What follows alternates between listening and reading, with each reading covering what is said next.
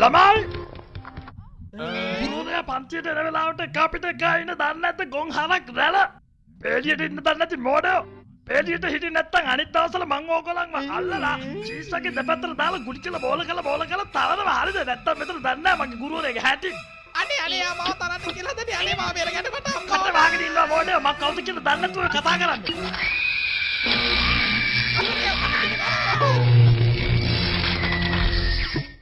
හොඳයි ඕගොල්ලෝ දන්නවද ළමයිනේ පෘථිවියේ තියෙනවා අඤ්ඤ කොරඤ්ඤ රටක් ලංකාව කියලා. එහෙ තියෙනවා මාතර කියලා පැත්තක්. දන්නවද?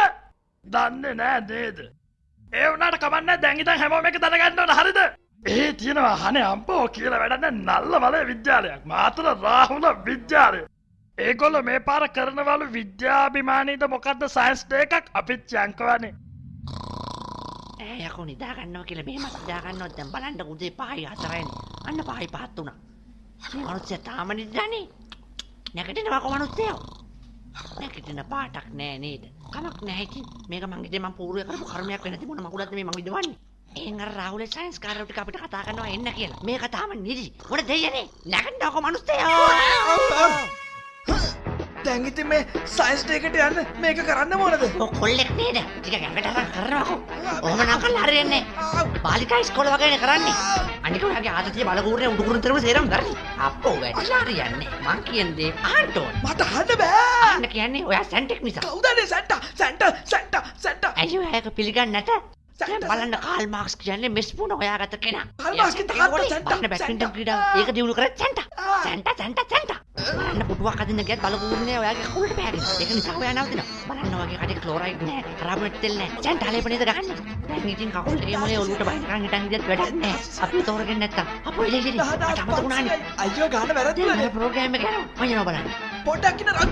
ඕන් ස්විං බුතස්වරන් මෙන්න බූදලන්ගේ ජනප්‍රියතම වැඩසටහන ඉදිරිපත් කරන පිටිසක්වල කුමාරයා පැංචවතයි විද්‍යාවයි වතුර බෝතල් 3යි සමගයි බලනවා නම් ඔන්න මලේ ප්‍රෝග්‍රෑම් එක. අඩේ අර අපේ අක්කපදින්න ඉන්න එක්කෙනා. මෙන්න ඔබේ පුලපුලා බලා සිටි අවස්ථාව.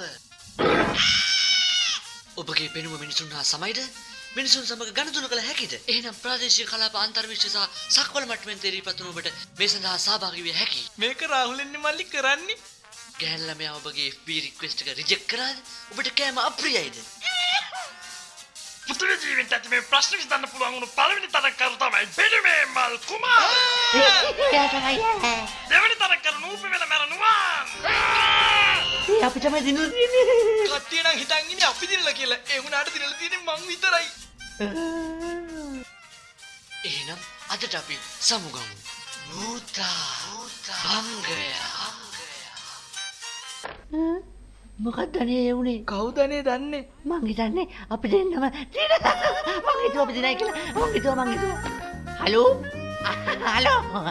ඔව් ඇටි ඔව් උඹලා අම්මා ඔව් ඉතින් අපි අයිසක් නිව්ටන් එක ගන්න මන්ත්‍ර නෝනේ ඇන්ටි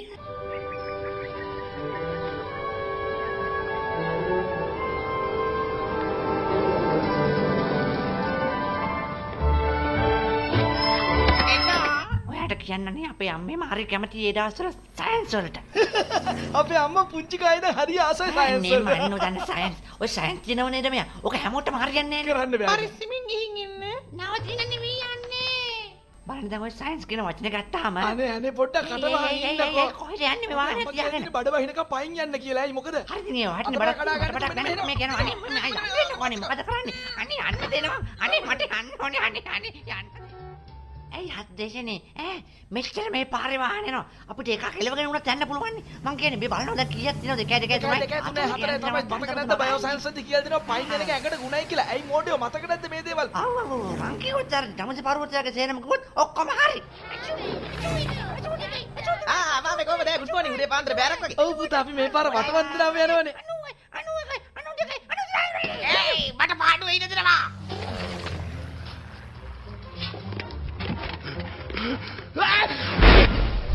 මදයි කොලා බාජාරකේ ලලක්කා අන්නට එළවලුයි කාමලේ අංකල් බපේ කොහමද දන්නේ නැහැ මේ පාර මාතර රාහුල සැන්තියට යනවනේ මොකද කිව්වේ මාතර රාහුලයට දෙන්නේ ෂේක් මටත් එන්න තිබ්බනම් බෑ නාකින්ට ඒක ඇතුළට යන්න බෑ එන්නම් නේ වැඩකට කාලේ යන්න. දැන් කිව්වා. එන්න අක්කා. මල්ලි. අයියේ අනේ වැටුණා. කුකුල කොහමද ඉතින් පාර මාරු වෙන්න වගේ. මේක මේ තඩි හිටට වැඩක් නෑ ඇඟ විතරයි ඇත්ත කතාව ඇඟ තිනවගේ මොලේ නම් පොඩ්ඩක්වත් නෑනේ.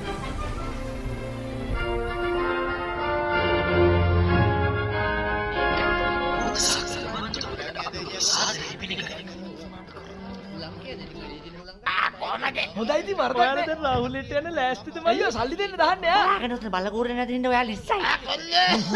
අන්න මේ බලනවා මේකත් අදයිනේ ඉතින් කොච්චර කරත් ඒක අල වෙනවනේ. කොච්චර කරා ෆොටෝස් ටික ලස්සනට ගහලා තියෙනවා නේද? ඒ අනේ අයියේ දුවංගාවට කවන්නේ අස්සන් නම් ඉල්ලන්න එපා හරිද?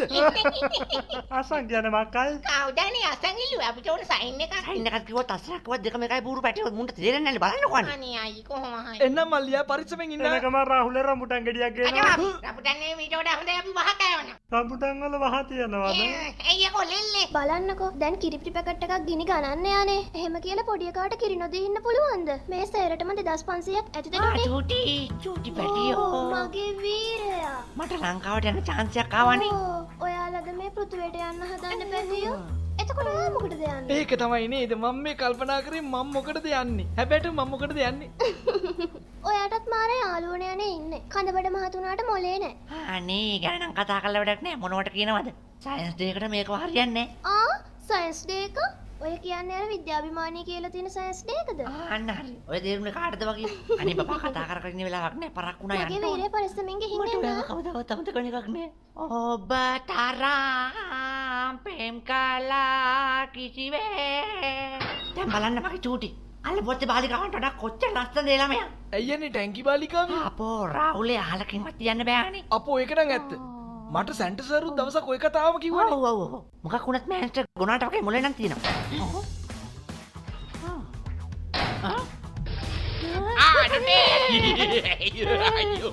අනේ මන් දන්නේ නැහැ භූතයන්ටම බයයි කියලා. සයන්ස් ඩේ එකට යනවා වගේ. ඔව් අපි යනවා තමයි. ඇයි මොකෝ භූතයා. එනවා මෙතන බය කරන්න. මේ භූතයත් යනවද? ඔව්ම යන්න තමයි. ඇයි ඔයා නවත්තන්නද මාව? මතකද දන්නේ නැහැ චූටි වල්ලිට. කැන්ටින් එකෙන් කාලා සතයක්වත් ගෙවන්න නැතුව නිකම්ම මාරු වෙලා ගියා. ඒවට ගෙවන්න වෙයි. නායිට කෑවනම් එයා වල්ල ගන්නකො මෙතන බයිට් කරන්න මාව වල්ල ගන්නේ. මම තනියම හරි යනවා. ඔය තේරුනේ එක්කෙනෙක් ගියාම මට ඇයිති නේද? එක්කෙනෙක් ගියාම මට ඇයිති දෙන්නම යන්න ඕනේ නැහැ. අනේ මන්දා. වෙලාවකට යෝධය කියන කතාවෙත් ඇත්තක් තියෙනවා. මේ වැඩ කපු නෑකින්ද මට සයන්ස් ඩේ එකට නොගිහින් ඉන්න පුළුවන්ද?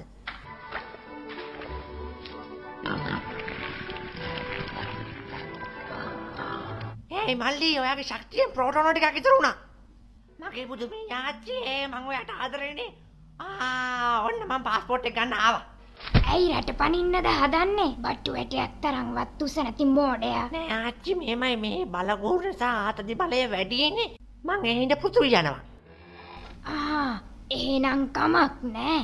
අනේ ආච්චි බරක් වුණ සයන්ස් ඩේ එකට යන්නත් ඕනේ මං යන්න. එන්න. ඒයි මං ඔයා ගැන ඇහැ ගහගෙන ඉන්නේ. ඒක මතක තියාගන්නවා. ඒ වැඩි ඔක්කොමත් හරි මේ ගෑනුන්ගේ බේරෙන්නම් බැරි. මොන වදයක්ද මේ?